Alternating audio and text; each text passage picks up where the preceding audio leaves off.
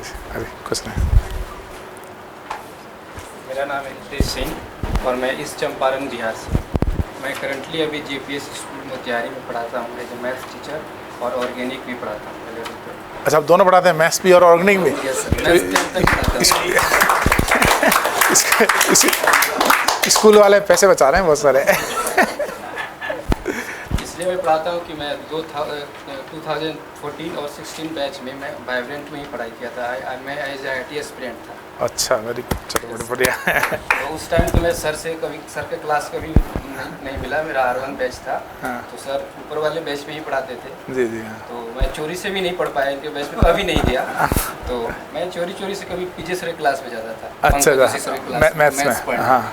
मैं शुरू से मैथ्स में ठीक था, लेकिन यहाँ आने के बाद मतलब मैथ्स से ज़्यादा मेरे ऑर्गेनिक में ही नंबर आते थे। थोड़ा समझ में आता था, ज़्यादा इंटरेस्ट क्रिएट हुआ। जी। फिर क्या हुआ कि सर मेरा सिलेक्शन नहीं हुआ। हाँ। तो वही सिलेक्शन नहीं इसलिए नहीं हुआ कि हमने मेहनत रेगुलरली नहीं की, बस वही कारण थे। और थोड़ा फ्रेंडशिप थोड़ा वो गलत हो गया, इसलिए मेरा सिलेक्शन नहीं हुआ।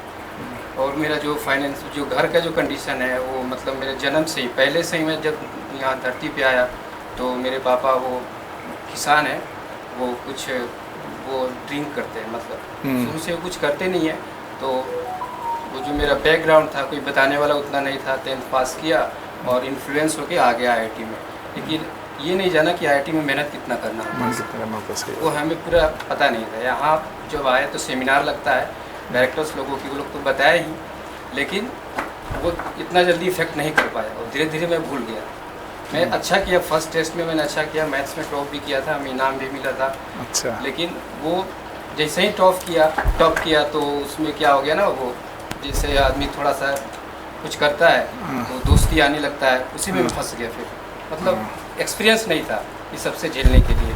और धीरे धीरे क्या हुआ, काम को मतलब होमवर्क नहीं बनाना, इसे बनाता था और धीरे टालते एक बोझ हो गया करते करते। मतलब मेरा सिलेक्शन नहीं हुआ, फाइनली सिलेक्शन नहीं हुआ। तो जब रिजल्ट आया, जिस दिन मेरा सिलेक्शन नहीं हुआ, तो मैंने भी क्या किया कि मुझे भी मतलब वो मेरे अंदर आया कि मैं भी सुसाइड कर लेता हूँ वगैरह। अच्छा। तो ऐसा सोचते सोचते तो मेरे हॉस्टल में विज्ञान नगर में मैं भी रहता था, बंसल पार्क के इस साइड। हाँ।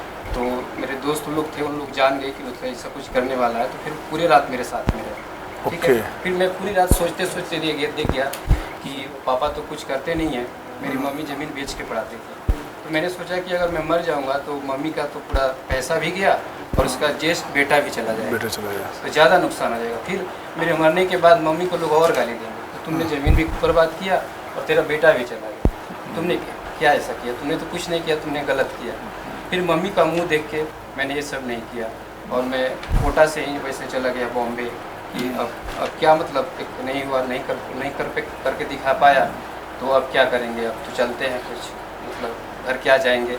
ऐसे करते करते कुछ दिन गया, वहाँ काम मेरे से नहीं हो रहा था, काम करने की आदत नहीं थी। पढ़ने में वैसे हम अच्छे थे पहले, लेकिन यहाँ आके उस जानकारी नहीं थी हमें, बस पढ़ने की कैसे मेहनत करते हैं। कुछ दिन वहाँ रहा बॉम्बे में, वापस फिर चला गया, फिर घर कुछ दिन रहा, फिर वापस बॉम्बे चला गया। ऐसे काम करने के लिए अगर क्या पढ़ेंगे, मतलब थोड़ा डिस्ट्रैक्ट हो गया था माइंड से, भटक नहीं जाता, वैसे भटकाव टाइप के हो गया था। तो आदमी बॉम्बे से घर आता था, घर से बॉम्बे आता था, बार बार मम्मी पैसे देती थी, वो देते देते भी थक गई थी पूरा, मतलब घर वाले सभी इरिटेट हो गए थे। ऐसे ही मेरा नाम सुनते थे जब पैसा मांग रहा है, तो वो लोग सोचते कि नहीं अब तुम्हें कुछ नहीं मिलेगा, जो तुम्हें करना है अपने दम पे करो, हम तुम्हें कुछ नहीं देंगे। तो हम ट्यूशन पढ़ाते थे, कुछ पैसे फिर लेके चले गए बॉम्बे कि कुछ काम करेंगे, वहाँ जॉब करेंगे। लेकिन वहाँ जाते थे तो अब क्या, सिर्फ 12 भी पास किए थे, तो जॉब भी मिलता था लेबर ग्रेड काम से, वो काम होता नहीं था। फिर हम वापस चले आते थे। ऐसे करते कि इतना इरिटेट हो गया कि जब मैं आता था, फ़ोन भी करता था दूर से कि मैं मम्मी घर आ रहा हूँ, तो मम्मी कहती कि नहीं तुम घर मत आओ, तुम उधर ही रहो, तुमको जो करना है तुम इधर ही करो, तुम घर मत आओ। ठीक है। तो फिर मैं किसी तरह घर गया। घर जाने के बाद तो मम्मी तो पैसे नहीं देती थी, पढ़ाई टाइम नानी भी मुझे पैसे दी थी, तो नानी के पास गया लास्ट टाइम। और मम्मी कहाँ से देगी वो, मम्मी से भी मैंने मांगना छोड़ दिया। फिर मैं नानी के पास गया लास्ट, मतलब अभी वही तो भटकाव ही था। घर जाता था तो घर रहने का मन नहीं करता था, कहीं जाता था वहाँ नहीं रहने का मन करता था, फिर वापस आता था। फिर मैं नानी के पास गया और नानी से पैसे मांगे, तो नानी को भी सब पता था, जो मम्मी को पता है तो नानी को भी पता है कि ये कुछ करता और तो नहीं है, जाता है पैसे बर्बाद करके और आ जाता है। फिर मैंने नानी से कहा कि कुछ इस बार एक लास्ट ट्राई दो, मैं लास्ट ट्राई करूँगा और मैं कुछ करके दिखाऊंगा, मैं जाता हूँ कोई जॉब करूँगा, अपने पैर पे खड़ा रहूँगा और साइड में पढ़ाई भी करूँगा। मैंने नानी से ऐसे कहा, मैंने बहुत उससे समझाया बुझाया। नानी कहती कि नहीं नहीं नहीं, तुमको हम लोगों ने देख चुका है कि तुम एकदम इरिटेट कर दिए हो, तुम्हें अब कुछ भी नहीं मिलेगा। फिर मैंने सोचा कि अब क्या करें, कुछ तो करना है, और मुझे पता था कि नानी के पास पैसे हैं, किसी न किसी तरह लेना था। फिर मैंने इधर उधर देखा और नानी के पैर में गिर गया, एकदम एक्सट्रीम लेवल पे होता है ना, पैर में गिर गया कि नानी बस लास्ट चांस है, दे दो, इसके बाद नहीं मांगूंगा। फिर नानी को मैंने किसी तरह मना लिया। नानी बोली कितने पैसे चाहिए, मैंने बोला कि 10,000 चाहिए। मैंने बात किया बॉम्बे में मैं एक जॉब लगेगी, तो नानी गई और पैसे लेके आई 10,000। वो बोली कि 10,000 तो नहीं है, 9,500 है।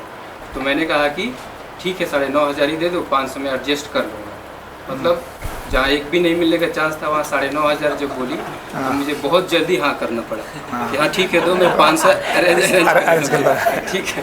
फिर वो 9,500 रुपये लेके आई और मेरे हाथ में दी, और देने से पहले क्या किया, उसने छीन लिया।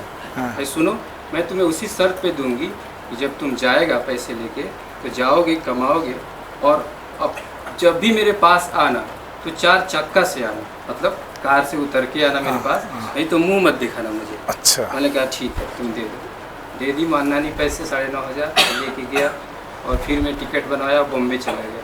बॉम्बे गया, जॉब और ढूंढते गया, कहीं किया नहीं किया, ऐसे करते करते बस 3,000 रुपये बच गए।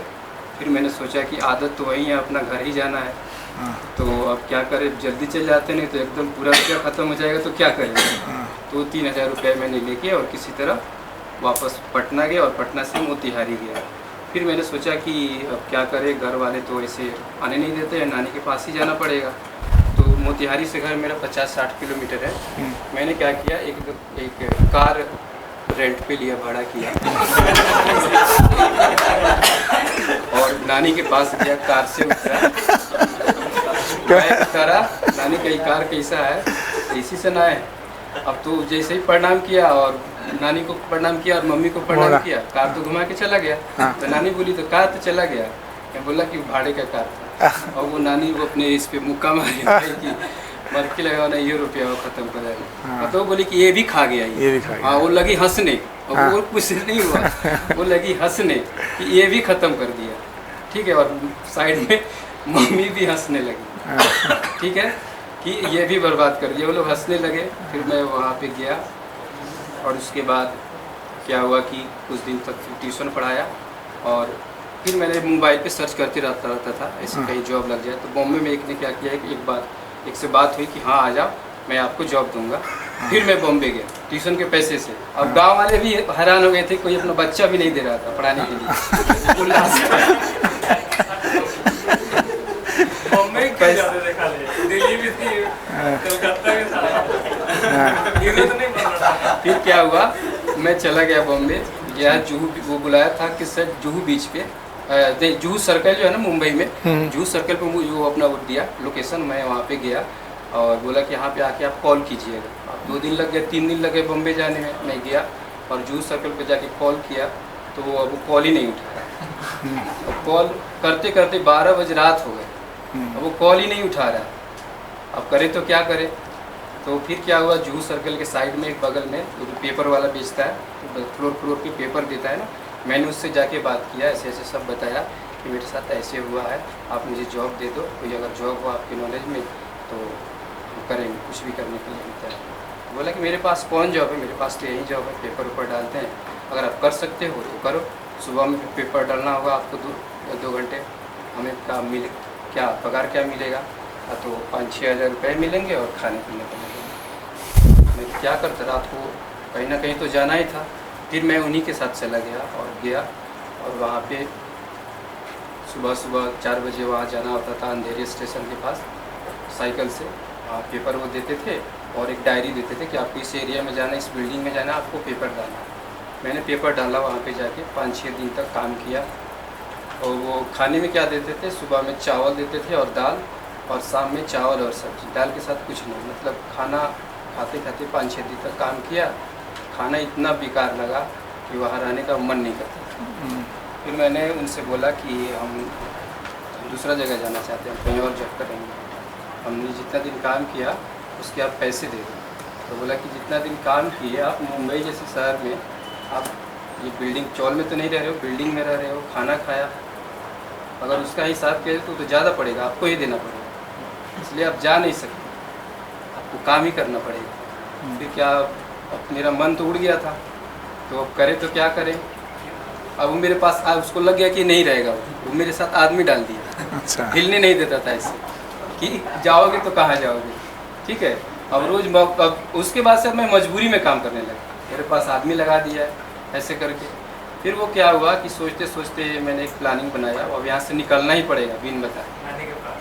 नहीं, नानी के पास नहीं, यहाँ से पहले निकलेंगे तब तो नानी के पास। तो फिर क्या हुआ कि जब वो सुबह में उठते थे तो सेठ उठता था 3:30 में, और आधे घंटे बाद वर्कर लोग जाते थे। फिर मैंने उसी बीच में प्लानिंग किया कि ऐसे तो जाने नहीं देगा, अब इसमें होशियारी ही करेंगे, कुछ ना कुछ तो करेंगे। तो फिर क्या हुआ, तो मैं पूरी रात सोया नहीं, ऐसे ही बैठ के मोबाइल चला रहा था, और देखा कि सेठ 3:30 में चला गया। जैसे ही वो चला गया तो उसी रात मैंने क्या किया, बैग और पैक करके रख रखा था कि हमको आज तो निकलना ही है यहाँ से, आज हमको आज़ाद होना है यहाँ से।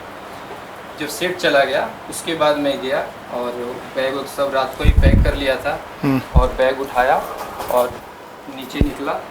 और मुंबई के बाहर तो पूरी रात ऑटो रहती है, ऑटो में मैं बैठा, ऑटो में बोला कि अंधेरी स्टेशन लेके चलो। अंधेरी स्टेशन लेके गया वो, तो रास्ते में मैं 2-3 किलोमीटर गया तो देखा मेरा मोबाइल गायब। वो क्या हुआ था ना, जाते टाइम जब मैं वॉशरूम गया था तो चार्ज नहीं था, तो मैंने उसे चार्ज में लगा दिया था, ठीक है, किचन के प्लेटफॉर्म पे। अब वो सोचा कि मैंने सोचा कि मोबाइल छूट गया अब तो मेरा, अगर उसे उन्हें मोबाइल मिलेगा तो घर पे कॉल करेंगे कि ये ऐसा हुआ, तो घर वाले भी जानेंगे ये कर क्या रहा है जाके। तो मैंने मोबाइल लेना ज़्यादा इंपॉर्टेंस है, मैंने उसे बोला ऑटो वाले को थोड़ा वापस दे लो, मेरा मोबाइल छूट गया। उसे नहीं पता था कि मैं एक रानी के साथ जा रहा हूँ। तो मैं गया वहाँ से, और इतनी हिम्मत से तो निकला था शुरू में, फिर वापस जाना है वहाँ पर। फिर मैं गया, बिल्डिंग पे चढ़ा, तो तक भी सो रहे हैं। मैं गया फिर अंदर और चार्जर और मोबाइल लिया वापस से, फिर गेट से बाहर होके फिर दौड़े दौड़े सीढ़ी से आया, और ऑटो पे चढ़ के क्या हुआ कि फिर आ गया मैं स्टेशन आया तो मेरा फेयर आया 40 रुपये का, और मेरे पर्स में रुपए थे मात्र 22 रुपये। मैंने उसे 20 रुपये दिया, वो नहीं मान रहा था ऑटो वाला। फिर मैंने उसे सब बताया ऐसे ऐसे करके कि मेरे साथ ये मजबूरी है कि वहाँ से निकलना था, मेरे पास पैसे ही नहीं है दूसरा, अब इतना ही मैं देख लो अगर आप कर सकते हो। बोला कि नहीं, मैंने पर्स और सब दिखा दिया। तो वो समझ गया अब इसके पास है ही नहीं तो देगा कहाँ से, वो मान गया। मैं अंधेरी स्टेशन आया और अंधेरी से गया आपको मुंबई सेंट्रल, और मुंबई सेंट्रल से रात को ट्रेन थी, वहाँ से मैं कोटा का ट्रेन पकड़ा और कोटा आया। कोटा आया दूसरे दिन रात को 1:30 बजे ट्रेन आती है कोटा। मैं वहाँ आया, वो प्रतीक्षालय था उसमें आके सो गया रात को।